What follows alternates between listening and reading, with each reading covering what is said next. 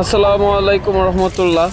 বাংলাদেশের সবাইকে দৃষ্টি আকর্ষণ করতেছি, আমরা যে ফুটপাতের খাবারগুলা খাই এগুলা থেকে যাতে আমরা বিরত থাকি।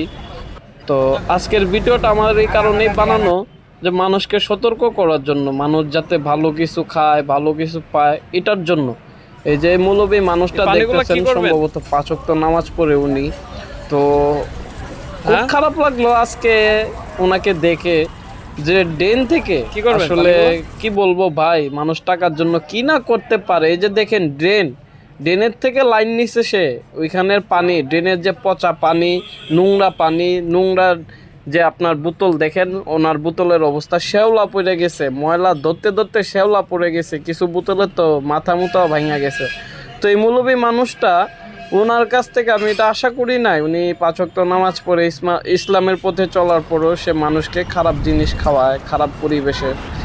এটা হচ্ছে বিএনএস এর এই সাইডে যত ভাজা পোড়ার দোকান আছে, আর ওই সাইডে আমার জানা মতো একটা কলেজ স্কুল আছে, উত্তরা হাই স্কুল। তো এখানে সবাই মোটামুটি ছেলে মেয়েরা এখানে আইসা ভাজা পোড়া খায়। তো তাদের পরিবেশটা দেখেন, যে কি বলবো ভাই, যে পুঁতে বানায় মায়ে বেছে, এমন একটা অবস্থা, যে যত নোংরা পচা গলা যা আছে এইভাবেই বানাইতেছে।